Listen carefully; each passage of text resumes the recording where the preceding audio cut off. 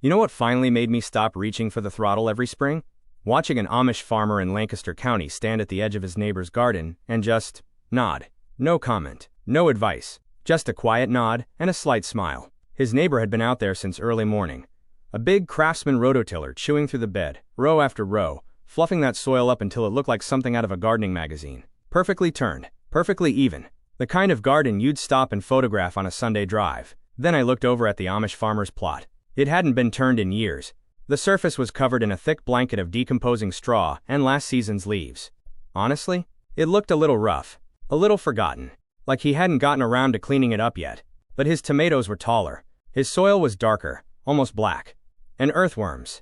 I have never seen that many earthworms in one place in my life. That quiet nod made a lot more sense a few minutes later. That was the moment I started asking questions. And what I learned over the next couple of years completely rewired how I think about soil preparation. Today I'm going to walk you through exactly what Amish farmers in Lancaster and Holmes County do instead of rototilling, and how you can start applying these same methods in your own backyard garden. And stick around, because near the end I'll show you a technique they use to convert raw, weedy ground into rich planting beds, without ever turning the soil once. Now I'll be honest with you. I rototilled every single spring for over 20 years. It was just what you did. My father did it. His father did it. You fire up the machine, watch the soil get churned into something soft and cooperative, and you feel like you've done something. The garden looks clean. The soil looks ready. And it worked. I'm not going to tell you it didn't. But when I started paying close attention to how older order Amish families in Pennsylvania and Ohio were managing their soil, season after season, generation after generation, I realized I had been solving one problem while quietly creating 3 others I didn't even know I had. What I'm about to share isn't about undoing your experience. It's about understanding something that took me 2 decades and one quiet Amish farmer to finally figure out. Here's what sits at the center of it all. Amish farming communities, particularly the older order settlements in Lancaster County, Pennsylvania, and Holmes County, Ohio, operate from a core principle they call stewardship. The idea that you don't own the land. You're caring for it, so it can care for the generation that comes after you.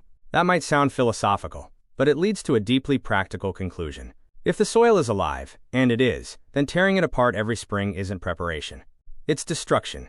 And here's where the science backs them up completely.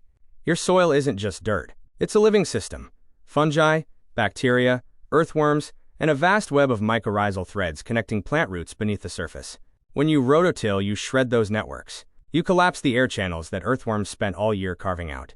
You kill the beneficial organisms that were quietly breaking down organic matter and delivering nutrients straight to your plant roots. And the part that really stopped me cold. Every time you till, you're dragging thousands of dormant weed seeds up to the surface, right where sunlight and air signal them to wake up and germinate. That beautiful, fluffy, clean-looking bed you just tilled? It's a weed factory. It'll prove it to you in about 10 days. The Amish understood this through generations of careful observation. Soil scientists have since confirmed every bit of it. So let me show you exactly what they do instead. If this is the kind of thing you want more of, hit subscribe. I put out new videos every week on old methods that still work. Now, let's get into what these farmers are actually doing instead. Pillar 1. Deep mulching. The first thing most Amish gardeners rely on is deep mulching. Not a thin handful of straw scattered around your tomato plants. A serious intentional layer, 4 to 6 inches of organic material laid down with purpose. Straw, dry leaves, wood chips, whatever you have access to in quantity. Here's what that layer is actually doing. It blocks sunlight from reaching the soil surface, which means those dormant weed seeds we just talked about never get the signal to germinate. No light, no trigger, no weed explosion. You're not fighting weeds all season. You're preventing them from showing up in the first place. But that's just the surface benefit. Underneath that mulch, something else is happening. The organic material slowly breaks down from the bottom up. Soil organisms move in. Earthworms feed on it and pull it deeper. Moisture stays locked in, even through dry stretches. And the soil beneath, the soil you never touched, never churned, stays structured, layered, and alive exactly the way it's supposed to be. Pillar 2. The broad fork. Now, what about compaction? That's usually the argument for tilling. The soil gets hard. Roots can't push through. Drainage suffers. It's a real problem. Tilling just isn't the right solution. What most Amish gardeners use instead is a broad fork. 2 handles, a crossbar, and a row of long tines you drive straight down into the soil with your foot. You rock it back gently, lift slightly, and move forward a few inches. That's it. What you're doing is opening vertical channels for air, water, and roots, without flipping the soil layers upside down. The fungal networks stay intact. The earthworm tunnels stay intact. And that hard pan layer that develops in heavy clay soils, the broad fork breaks through it without destroying everything above it. No engine, no shredding, just decompression. Pillar 3. Top dressing. Fertility is next. And this is probably the biggest mindset shift of all. Conventional gardening mixes amendments into the soil, tills them under, buries them deep. The Amish method does the opposite. You spread 1 to 2 inches of finished compost directly on the surface, and leave it there. Let the rain carry it down. Let the worms pull it in. You're feeding the soil the same way a forest feeds itself, from the top down, slowly, continuously, without ever disturbing what's already working beneath the surface. Pillar 4. Cover cropping. The last pillar is what happens when the season ends. Instead of leaving bare soil exposed all winter, which invites erosion, compaction, and weed colonization, Amish gardeners plant a living cover. Clover, daikon radish, winter rye. These crops protect the surface, pull nitrogen from the air, and keep root activity going underground through the cold months. Come spring, you don't till them under. You cut them down and leave them where they fall. Chop and drop. They become your first layer of mulch for the new season. Already in place, already breaking down, already feeding what comes next. Weed management. Churning versus smothering. Let's put these two approaches side by side, because I think seeing them directly compared is what finally makes the choice obvious. Start with weeds.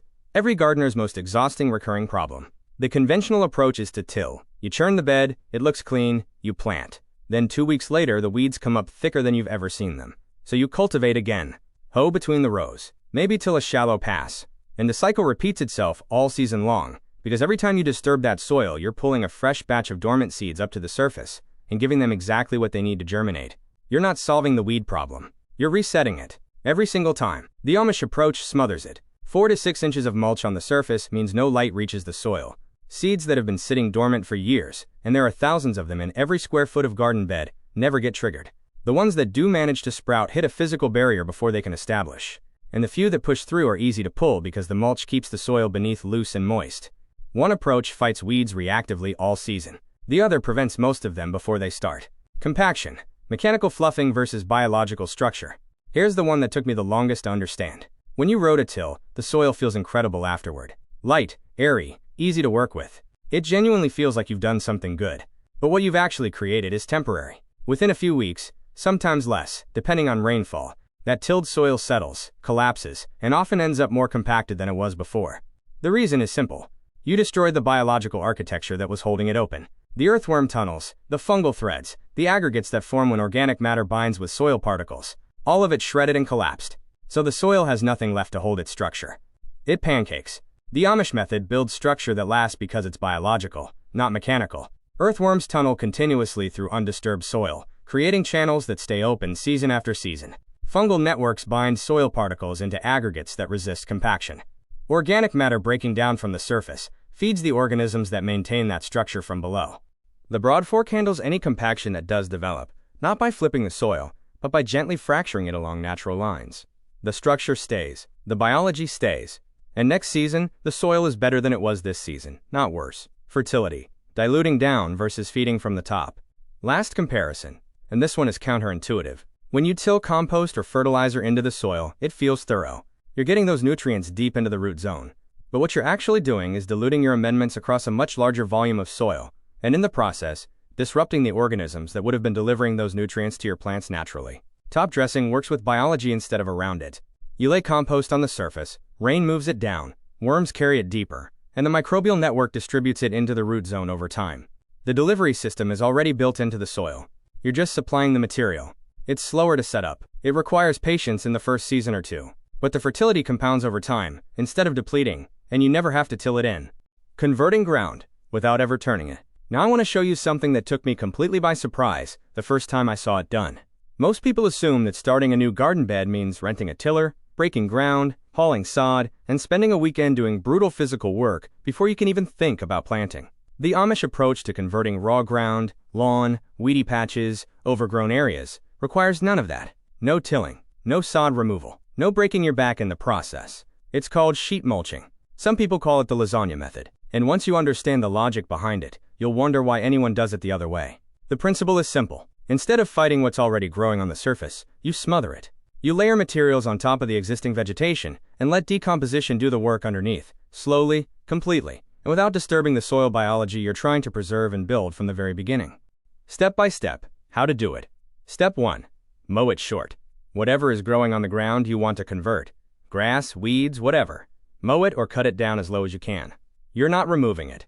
You're just reducing the height so your layers sit flat and make good contact with the surface. Leave everything where it falls. It becomes part of the first layer of organic material that will break down beneath the cardboard. Step 2. Lay cardboard. This is the engine of the whole method. Source plain cardboard boxes. Moving boxes work perfectly, and lay them directly on top of the mowed vegetation, overlapping the edges by at least 6 inches. No gaps, no light getting through. The cardboard does 3 things simultaneously. It smothers existing vegetation by cutting off light. It creates a physical barrier that even aggressive grass struggles to push through, and it breaks down over the following months into organic matter that feeds the soil beneath. Remove any tape or staples before laying. Wet the cardboard thoroughly once it's down. This speeds decomposition and keeps it from shifting. Step 3. Add compost. Spread 2 to 3 inches of finished compost directly on top of the wet cardboard. This is the layer your plants will eventually root into as the cardboard breaks down beneath them. Use good quality compost. This is not the place to cut corners, because you're essentially building your entire growing medium from the surface up. Step 4. Top with mulch. Finish with 4 to 6 inches of straw, wood chips, or shredded leaves on top of the compost. This is your surface layer. It holds moisture, regulates temperature, continues feeding the system as it breaks down, and keeps the whole bed looking intentional rather than abandoned. That's the complete stack. Mowed vegetation on the bottom, cardboard compost, mulch on top. Step 5. Let it work. Here's where patience comes in. For best results, build your sheet mulch bed in the fall, and let it sit through winter. By spring, the cardboard will have broken down significantly, the vegetation beneath it will be dead and decomposing, and the compost layer will have begun merging with the softening soil below. You can plant directly into the compost layer, push transplants right through into the ground beneath if needed. The roots will find their way. No tilling, no sod removal, no rented equipment. Just layers, time, and biology doing exactly what it's designed to do. Before you head out to the garden, I want to set one realistic expectation, because if I don't, you might try this for a season, not see the dramatic results you were hoping for, and go right back to firing up the tiller. Here's the truth. If you've been tilling your soil for years, the biology underneath is depleted. The fungal networks are fragmented. The earthworm population is reduced. The microbial communities that make everything else work are thin and disrupted. You didn't do anything wrong. You did exactly what most gardeners were taught to do. But recovery takes time, and you need to know that going in. What most experienced no-till growers call the 3-year rule is simply this. Give your soil 3 full seasons before you judge the results. Year 1, things will look roughly the same, maybe a little better in some spots. You'll still have weeds pushing through. Your soil won't have that dark, spongy quality yet. That's normal. What's happening underground during that first year isn't visible, but it's real. Fungal threads are starting to reconnect. Earthworm populations are beginning to recover. Organic matter is accumulating at the surface and slowly moving down. Year 2, you'll start to notice the difference. Fewer weeds, soil that holds moisture longer, earthworms showing up in numbers that surprise you when you push a transplant in. The beds will start to feel different under your hands. Looser, darker, more alive. Year 3 is usually when it clicks completely. The soil you're working with looks and behaves nothing like what you started with. It's darker. It's spongier. It drains well but doesn't dry out fast. Weeds are manageable rather than relentless.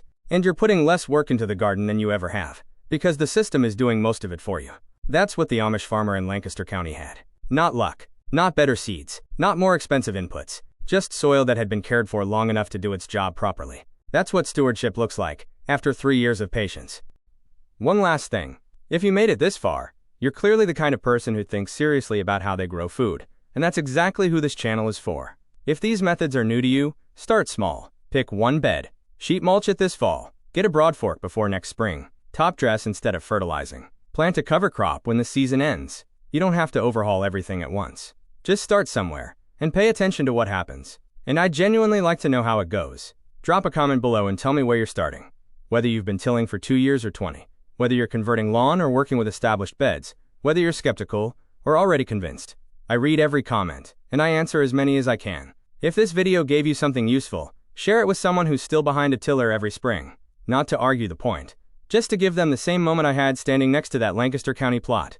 And if you haven't subscribed yet, now's a good time. New videos go up every week. Old methods, honest results, no shortcuts. I'll see you in the next one.